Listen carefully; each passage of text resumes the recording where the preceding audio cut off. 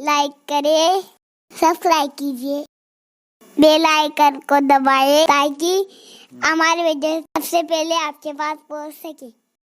میرے پیارے آقا صلی اللہ علیہ وسلم کے پیارے دیوانوں، انسان نسیان سے بنا ہے۔ اگر بھولنے کی وجہ سے انسان سے گناہ ہو جائے، انسان سے خطا ہو جائے، انسان سے برائی ہو جائے تو میرا اللہ اسے راستہ دکھا رہا ہے، اے میرے بندے گھبرا نہیں، یا ایھا الذین آمنوا توبوا الی اللہ توبۃ نصوحا، اے ایمان والو ایسی توبہ کرو جو آگے کے لیے نصیحت ہو جائے۔ توبۃ نصوحا کرو، ایسی توبہ کرو جو آگے کو نصیحت ہو جائے۔ وہ توبہ کیا ہے؟ اس کے بارے میں بزرگوں کے اقوال یہ ہے، توبۃ النصوحا یہ ہے، نصیحت والی توبہ یہ ہے کہ جس طریقے سے آنکھ سے نکلنے والا آنسو جس راستے سے وہ نکلا تھا پھر اسی راستے سے وہ آنکھ کے اندر لوٹ کر نہیں جاتا، ایسے ہی گناہ سے توبہ کرنے والا دوبارہ اسی راستے پر نہ جائے، دوبارہ اس راہ پر نہ جائے، دوبارہ اس گناہ کی طرف نہ جائے۔ یہ سچی توبہ ہے، اور ایسی توبہ کرنے والوں کے متعلق میرا اللہ فرماتا ہے ان اللہ یحب التوابین، جو سچی توبہ کرتے ہیں اللہ ان کو اپنا محبوب بنا لیتا ہے۔ میرے پیارے آقا صلی اللہ علیہ وسلم کے پیارے دیوانوں، اللہ اکبر، اسی لیے میرے اور آپ کے آقا مصطفیٰ کریم رؤوف الرحیم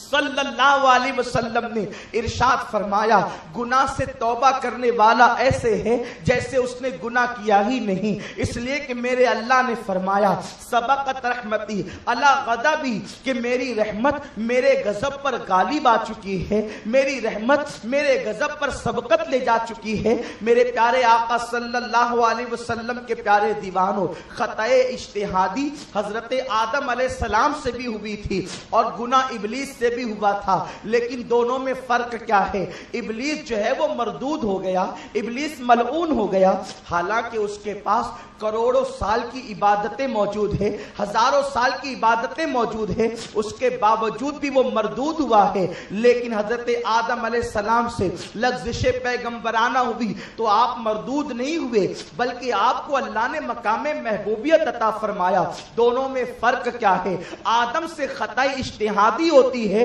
تو آدم 300 سال تک کے روتے ہیں، ندامت کے آنسو بہاتے ہیں، سچی توبہ کرتے ہیں، اور ابلیس سے گناہ ہوتا ہے تو وہ اپنے گناہ پہ اکڑ جاتا ہے۔ پتا چلا گناہ پر توبہ نہ کرنا اور گناہ پہ اکڑ جانا یہ ابلیس کا طریقہ ہے، اور توبہ کر کے نادم ہو جانا یہ ہمارے ابا آدم علیہ السلام کی سنت ہے۔ اس لیے توبہ کرنے والوں کو اللہ اپنا محبوب بنا لیتا ہے۔ میرے اور آپ کے آقا مصطفیٰ کریم رؤوف الرحیم صلی اللہ تعالی علیہ وسلم فرماتے ہیں جب کوئی بندہ گناہ سے توبہ کرتا ہے تو اللہ صرف اس کے گناہوں کو معاف ہی نہیں کرتا بلکہ اس کے گناہوں کو اللہ تبارک و تعالی نیکیوں میں تبدیل کر دیتا ہے۔ صحابہ کرام نے عرض کیا یا رسول اللہ صلی اللہ علیہ وسلم، ایک بندہ اگر 40 سال تک گناہ کرے اور پھر وہ توبہ کر لے تو کیا اللہ اس کو معاف کر دے گا؟ میرے آقا صلی اللہ علیہ وسلم نے فرمایا بندہ 40 سال نہیں بلکہ 80 سال تک، 80 سال نہیں بلکہ سینکڑوں سال تک کے جرم کرتا رہے اور حلق میں غرغرہ آنے سے پہلے، یعنی موت کی وہ منزل کہ جب روح انسان کی حلق میں اٹکتی ہے اس سے پہلے اگر وہ سچی توبہ کر لے تو اللہ اس کے گناہوں کو معاف فرما دے گا۔ میرے پیارے آقا صلی اللہ علیہ وسلم کے پیارے دیوانوں، توبہ کا دروازہ کھلا ہوا ہے اس وقت تک کہ جب تک انسان کو موت نہیں آ جاتی، توبہ کا دروازہ کھلا ہوا ہے اس وقت تک کہ جب تک کہ سورج جو ہے وہ مغرب سے نہیں نکل پڑتا۔ ایک وقت آئے گا کہ جب سورج مغرب سے نکلے گا اس وقت توبہ کا دروازہ بند کر دیا جائے گا۔ میرے پیارے آقا صلی اللہ علیہ وسلم کے پیارے دیوانوں، ایک مرتبہ جبریل امین آئے، میرے آقا صلی اللہ علیہ وسلم کو غمگین دیکھا تو جبریل امین عرض کرتے ہیں یا رسول اللہ صلی اللہ تعالی علیہ وسلم آپ غمگین کیوں ہیں میرے آقا؟ تو میرے سرکار فرماتے ہیں جبریل میری امت کے جرائم یاد آتے ہیں، میری امت کے گناہ یاد آتے ہیں۔ جبریل امین عرض کرتے ہیں یا رسول اللہ، اللہ نے مجھے حکم دیا ہے کہ میں آپ کو بتاؤں کہ اگر آپ کا کوئی امتی مرنے سے 1 سال پہلے اگر سچی توبہ کر لے تو اللہ اس کی مغفرت فرما دے گا۔ میرے اللہ سے عرض کیا میرے رسول نے، مولا اس مہلت کو اور بڑھا دے تاکہ اس کے بعد، کیونکہ 1 سال کے بعد اگر انسان زندہ رہا تو پھر اس کے دفتر کے اندر گناہ لکھے جائیں گے۔ تو پھر یہ کہا گیا اگر مرنے سے 1 ہفتے پہلے توبہ کر لے تو بھی اس کی مغفرت ہو جائے گی۔ کہا گیا کہ پھر بھی تو جرائم کچھ نہ کچھ وہ کرے گا، تو کہا گیا اگر مرنے سے 1 دن پہلے بھی وہ توبہ کر لے تو بھی اللہ معاف کر دے گا۔ رسول اعظم نے پھر عرض کیا مولا اس کو اور وسعت عطا فرما، تو میرے اللہ نے فرمایا حبیب کہ تیری امت اس وقت تک کہ توبہ کا دروازہ امت پہ کھلا رکھیں گے جب تک کہ اس کے حلق کے اندر غرغرہ نہ پیدا ہو جائے، روح حلق میں نہ اٹک جائے، عالم غیب جو ہے اس کا جب تک کہ مشاہدہ نہ ہو جائے اس سے پہلے تک ہم تیری امت کو توبہ کی مہلت دیں گے۔ میرے پیارے آقا صلی اللہ علیہ وسلم کے پیارے دیوانوں، آج انسان گناہوں کے اندر ڈوبا ہوا ہے۔ اس سے پہلے امت محمدیہ جن جرائم کا شکار نہ تھی بلکہ جن جرموں کا تذکرہ سننے کے بعد یہ امت بے چین ہو جاتی تھی، یہ امت بے قرار ہو جاتی تھی، یہ امت مضطرب ہو جاتی تھی، آج وہ سارے گناہ اس امت کے اندر پائے جا رہے ہیں۔ بالخصوص نوجوانوں کی زندگی کو دیکھو، آج ہماری راتیں رنگین ہو چکی ہے، ہماری راتیں شراب و شباب میں ڈوب چکی ہے۔ قوم مسلم کا حال یہ ہے، اللہ اکبر، مسلمانوں نے مسجدوں کو ویران کیا، مسلمانوں نے عورتوں کی عصمت کو تار تار کیا۔ مسلم جوانوں کا حال یہ ہے کہ اللہ اکبر، وہ کون سا جرم ہے جو ہمارے اندر موجود نہیں؟ قوم لوط کا گناہ اس قوم کے اندر موجود ہے، قوم عاد کا گناہ اس قوم کے اندر موجود ہے، قوم سمود کا گناہ اس قوم کے اندر موجود ہے، قوم شعیب کا گناہ اس قوم کے اندر موجود ہے۔ مجھے بتاؤ کیا یہ امت ناپ تول میں کمی نہیں کرتی؟ کیا یہ امت جو ہے معاذ اللہ قوم لوط سے عمل نہیں کرتی؟ کیا یہ امت زنا کے اندر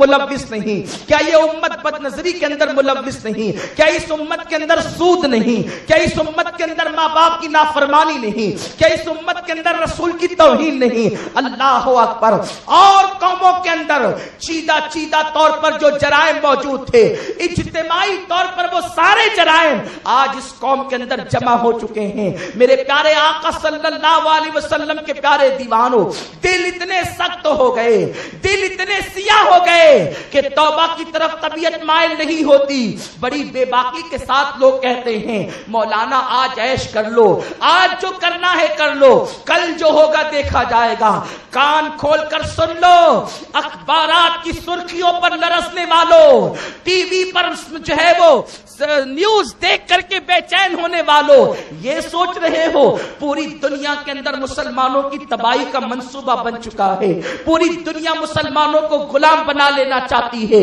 پوری دنیا جو ہے تمہیں پیروں تلے کچل دینا چاہتی ہے۔ دنیا کو تو جانے دو، ملک کے حالات تیزی کے ساتھ خراب ہوتے جا رہے ہیں، تمہیں جانوروں سے زیادہ بدترین درجہ دینے کی کوشش کی جا رہی ہے۔ میرے رسول نے آج سے 1450 سال پہلے فرمایا تھا کہ میری امت جس وقت گناہ پر گناہ کرے گی اور توبہ نہیں کرے گی، اللہ ان پر ظالموں کو مسلط کر دے گا، اور جب ظالم مسلط ہوں گے اس وقت میری امت سے توبہ کی توفیق بھی چھین لے گا، حتیٰ کہ میری امت دعا کرے گی اس وقت اللہ ان کی دعاؤں کو بھی قبول نہیں کرے گا۔ وہ وقت آئے جب تمہاری گردنوں پر چھری آ جائے، وہ وقت آئے جب دنیا تمہیں غلام بنا لے، وہ وقت آئے جب تمہاری بیٹیوں کو کنیز بنا لیا جائے، اس سے پہلے اللہ کی بارگاہ میں توبہ کر لو۔ میرے رسول نے فرمایا جب میرے امتی رب کی بارگاہ میں، میرے اللہ کی بارگاہ میں توبہ کر لیتے ہیں، اللہ ان کے گناہوں کو معاف کر دیتا ہے، ظالم حاکموں کا خاتمہ کر دیتا ہے، ان کے رزق میں برکتیں بڑھا دیتا ہے، ان پر رحمت والی بارش برساتا ہے، ان کی اولاد میں کثرت عطا کرتا ہے، ان کی عمر میں کثرت عطا کرتا ہے۔ ان کے چہرے پر اللہ نور عطا کرتا ہے، ان کے باغات کو ہریالی عطا کرتا ہے، ان کے دریاؤں کو روانی عطا کرتا ہے، ان کی نہروں کو طغیانی عطا کرتا ہے۔ میرے پیارے آقا صلی اللہ علیہ وسلم کے پیارے دیوانوں، آج گناہ تو ہے، احساس گناہ نہیں، آج گناہ تو ہے، توبہ کا ذوق نہیں۔ میرے پیارے آقا صلی اللہ علیہ وسلم کے پیارے دیوانوں، مجھے نہیں معلوم یہاں بیٹھے ہوئے کی راتیں کیسی گزرتی ہے، لیکن ایک عام تجزیہ جو مفکرین کرتے ہیں، ایک عام تجزیہ جو ماہرین نفسیات کرتے ہیں، ایک عام تجزیہ جو قوم کے نباز کرتے ہیں، ان کا کہنا یہ ہے کہ جب مغرب کی اذان ہوتی ہے، مغرب کی اذان سے لے کر فجر کی اذان تک کے، بلکہ فجر کی اذان کے بعد بھی ہماری راتیں ڈوب چکی ہے عیاشیوں میں، ہماری راتیں ڈوب چکی ہے شراب میں، ہماری راتیں ڈوب چکی ہے شباب میں۔ میرے پیارے آقا صلی اللہ علیہ وسلم کے پیارے دیوانوں، ایک زمانہ وہ تھا جب رات ہوتی تھی تو مسلمان بستروں پر جانے سے پہلے اپنے آپ کو مصلی پر کھڑا کرتے تھے، اپنے گناہوں کے حوالے سے روتے تھے، رب کی بارگاہ میں آنسوؤں کی سوگات پیش کرتے تھے، اس لیے کہ ان کی نگاہ میں میرے سرکار کا فرمان تھا۔ میرے آقا نے فرمایا، میری امت کے وہ لوگ جو اپنے گناہوں کو تنہائی میں یاد کر کر کے روتے ہوں گے، اللہ ان کو بغیر حساب و کتاب جنت عطا فرمائے گا۔ اپنے جرائم کو یاد کر کے رونے والے جب رب کی بارگاہ میں آنسو بہاتے ہوں گے،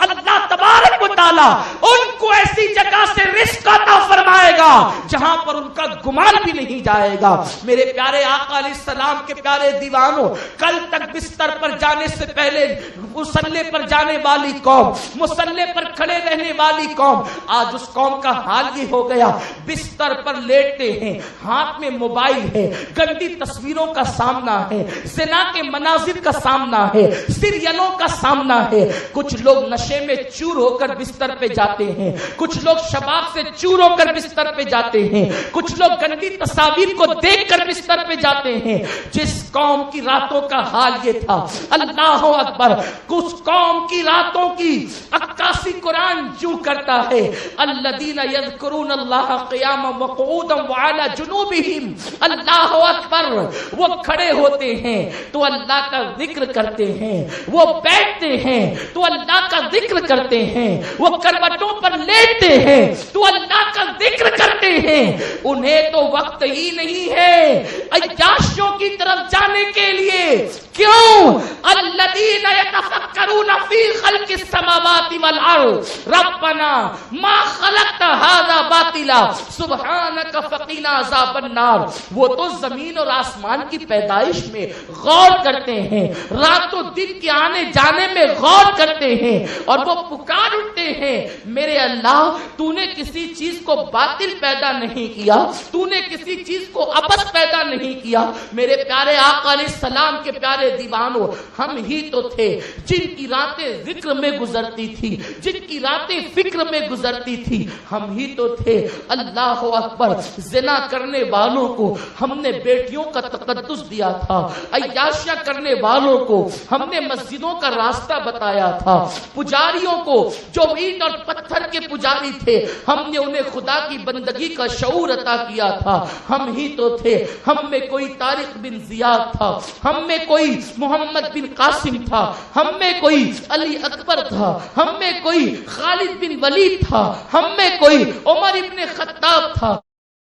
کمنٹ شیئر ضرور کریے۔